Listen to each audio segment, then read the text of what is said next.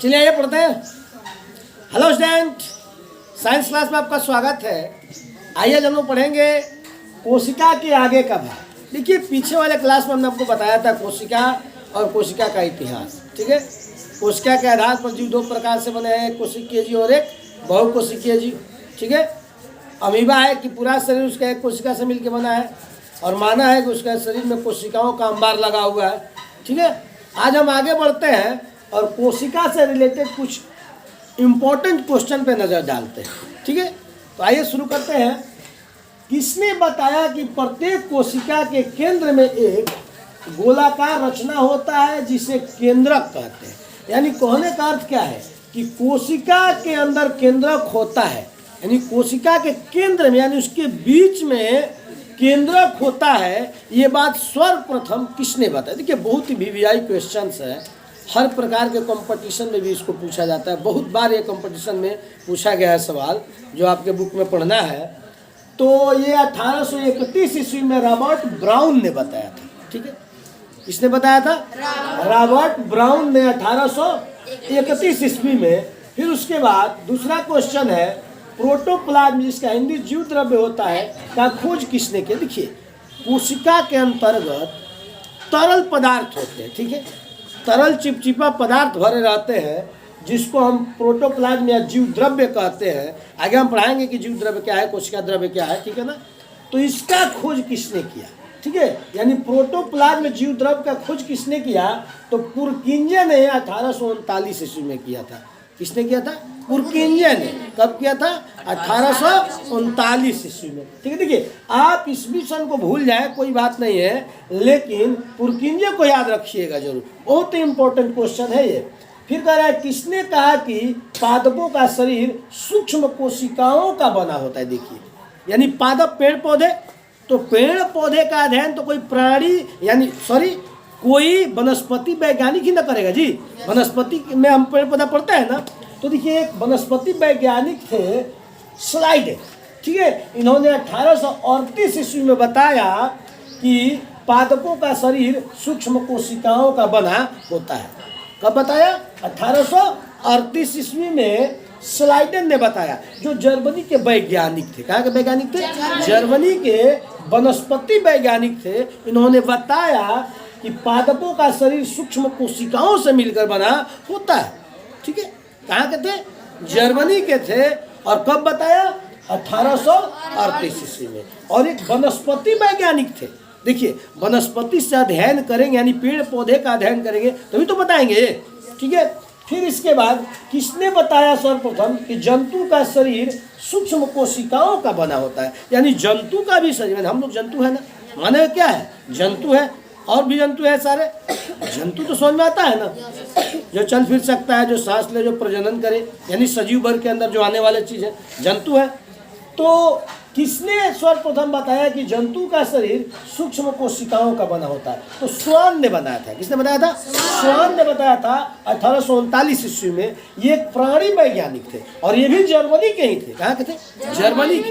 देखिए तो दोनों ने, एक ने बताया कि पादपों का शरीर सूक्ष्म कोशिकाओं से बना होता है, तो दूसरे ने बताया कि जंतु का शरीर सूक्ष्म कोशिकाओं से मिलकर बना होता है। ठीक है, अब दोनों का तो सिद्धांत एक ही जैसा लगता है। एक ने पादप पर खोज किया और एक ने जंतु पर खोज किया, और दोनों कहाँ के थे? जर्मनी के थे। कहाँ के थे? तो दोनों ने मिल करके क्या किया कि एक और सिद्धांत दिया जिसको हम बोलते हैं कोशिका सिद्धांत। क्या बोलते हैं? कोशिका सिद्धांत। तो हम कह सकते हैं कि कोशिका का सिद्धांत किसने दिया? तो स्लाइडन और स्वान ने दिया। देखिए दोनों ने मिलकर कोशिका का सिद्धांत दिया था, क्योंकि इसने पादपों पर क्या किया था? कोशिका का अध्ययन किया था, और इसने कहा किया था? जंतुओं पर कोशिका का अध्ययन किया था। ठीक है, तो दोनों ने मिलकर क्या किया कि कोशिका का सिद्धांत दे दिया। ठीक है ना, तो नेक्स्ट क्वेश्चन बनता है कि कोशिका का सिद्धांत किसने दिया? ठीक है, तो नोट किया जाए, कोशिका का सिद्धांत किसने दिया? तो यहाँ हो सकता है स्लाइडन और स्वान। हमने आपको बताया कोशिका सिद्धांत किसने दिया। देखिए स्लाइडन और स्वान ने, जो जर्मन के वैज्ञानिक थे, इन्होंने कोशिका का सिद्धांत दिया। जानते हैं कैसे? क्योंकि दोनों ने क्या किया? अलग अलग अध्ययन किया। एक ने पादप कोशिका पर अध्ययन किया तो एक ने जंतु कोशिका पर अध्ययन किया, ठीक है, और दोनों ने मिलकर कोशिका सिद्धांत का अध्ययन किया। फिर किसने बताया कि नई कोशिकाओं का निर्माण पहले से मौजूद कोशिकाओं से होता है। देखिए, यानी अगर कोई नया कोशिका बनना है तो उसका निर्माण पहले कोशिका से होता है। ये किसने बताया? विर्चो ने बताया। कौन बताया? विर्चो 1855 ईस्वी में, ठीक है ना। अगर कोई आपके शरीर के अंदर नया कोशिका बनता है तो उसके निर्माण में पुरानी कोशिका क्या करती है? भाग लेती है, ठीक है। अब आइए देखते हैं आगे, किसने बताया कोशिका प्रोटोप्लाज्म का एक पिंड है। देखिए, प्रोटोप्लाज्म यानी जीव द्रव्य, हमने पीछे बताया ना आपको, जीव द्रव्य यानी प्रोटोप्लाज्म का एक पिंड है। ये किसने बताया? मैक्स शुल्ज ने बताया था 1861 ईस्वी में, ठीक है ना, कि कोशिका जो है प्रोटोप्लाज्म का एक पिंड है, ठीक है ना। किसने बताया? मैक्स शुल्ज ने 1861 ईस्वी में बताया। फिर करें अगला क्वेश्चन, किसने बताया कि केंद्रक पैतृक लक्षणों में भाग लेता है। देखिए, यानी पैतृक लक्षण यानी उसके माता पिता के जो गुण है, लक्षण है, वो उसके बच्चे में जाता है। और इस क्रिया में कौन भाग लेता है? केंद्रक भाग लेता है। और किसने बताया? स्ट्रासबर्गर ने बताया। कब? 1884 ईस्वी में, ठीक है ना। यानी देखिए, पैतृक लक्षण यानी उसके माता पिता के लक्षण उसके बच्चे में जाती है, यह बताया किसने? और कौन ले जाने का काम करता है? केंद्रक के माध्यम से। देखिए दे रहा है, देखिए कि किसने बताया कि केंद्रक पैतृक लक्षणों में भाग लेता है। यानी केंद्रक भी पैतृक मतलब क्या होता है जी? उसके वंशागत माता पिता के लक्षण, और उसमें भी भाग कौन लेता है? केंद्रक। यह किसने कहा? स्ट्रासबर्गर ने कहा 1884 ईस्वी में। इसके बाद इलेक्ट्रॉन माइक्रोस्कोप का खोज किसने किया? तो एम नल एवं ई रस्का ने किया था। कब? 1861 ईस्वी में। देखिए 1831 ईस्वी में, सॉरी। देखिए, आपको बता रहे हैं इलेक्ट्रॉन माइक्रोस्कोप के आ जाने से ना बहुत सारा अध्ययन अपने आप सुलझता चला गया, ठीक है ना। तो आइए हम आगे पढ़ते हैं कि कोशिका की संरचना कैसे हुई है और वो कितने प्रकार से बटी हुई है, ठीक है।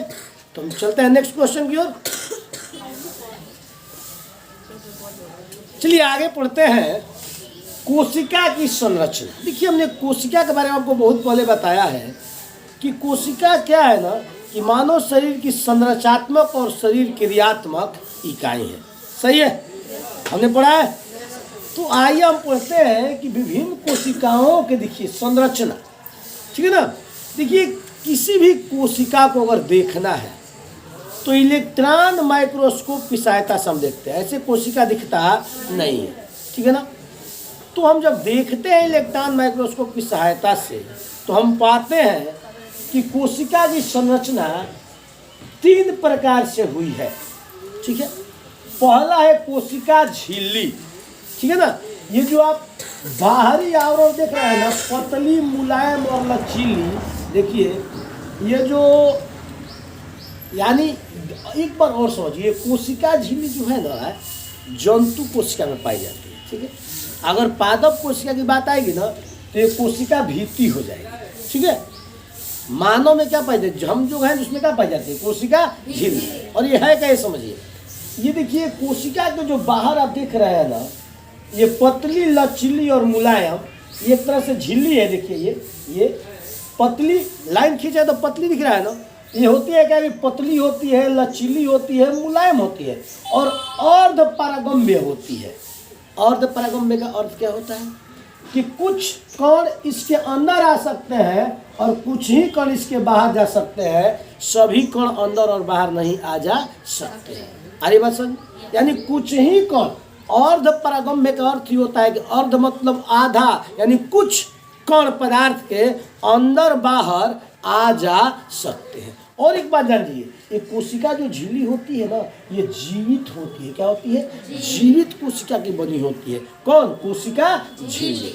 इसको कोई साइटोप्लाज्म भी कहता है, ठीक है। हर बात समझ में, कोई प्लाज्मा मेम्ब्रेन भी इसको बोलता है, ठीक है। इस कोशिका झिल्ली का नाम है, ठीक है ना। अब इसको हम अंदर जब घुसते हैं तो देखिए, ये कोशिका द्रव्य है और कोशिका द्रव है क्या? केंद्रक, ये केंद्रक है ना, बताइए। केंद्रक और कोशिका के बीच ये जो अर्ध तरल पदार्थ चिपचिपा भरा रहता है ना, इसको हम क्या कहते हैं? कोशिका द्रव्य कहते हैं। ठीक है, यानी कोशिका द्रव्य कहाँ है? कोशिका झिल्ली और केंद्रक के बीच में जो आप तरल द्रव्य देख रहे हैं ना जी, तरल पदार्थ, ये गाढ़ा होता है, चिपचिपा होता है, ये तरल पदार्थ होता है जिसको हम कोशिका द्रव्य कहते हैं। ठीक है, आएगा प्रश्न कि कोशिका झिल्ली किसे कहते हैं, तो आप कहिएगा कि कोशिका के बाहर पतली, लचीली और मुलायम झिल्ली को हम क्या कहते हैं? कोशिका झिल्ली कहते हैं। और यह अर्ध परागम्य होती है और ये कोशिका जीवित होती है। क्या होती है? ये झिल्ली जो है ना, जीवित होती है। ठीक है ना। अब कोई पूछेगा कि कोशिका द्रव्य किसे कहते हैं, तो कहिएगा कि केंद्रक और कोशिका झिल्ली के बीच में ये जो गाढ़ा अर्ध तरल द्रव रहता है, यानी चिपचिपा द्रव रहता है, ठीक है, इसको क्या कहते हैं? कोशिका द्रव्य कहते हैं। कोई दिक्कत है? चलिए, हमने आपको बताया कि कोशिका की संरचना 3 प्रकार से हुई है: कोशिका झिल्ली, कोशिका द्रव्य और केंद्र। देखिए, हम एक चीज पे फोकस कर रहे हैं बारी बारी से।